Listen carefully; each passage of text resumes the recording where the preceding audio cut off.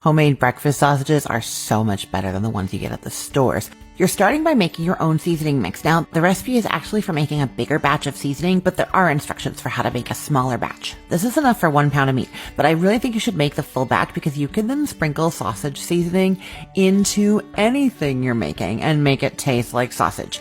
How great is that? So it's basically brown sugar, sage, garlic, thyme, a little bit of cayenne, salt, and pepper. And then you're adding your ground meat. I've done ground turkey here. I don't like to use ground turkey breast. I find that a little bit too dry, but ground turkey and ground pork are both great. And then you form it into golf ball sized balls and then squish them flat.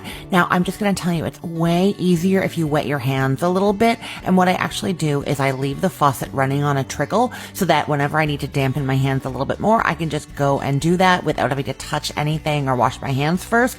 Much easier. And then the meat's just not sticking to your hands, so it just forms where you want it to and releases when you want it to.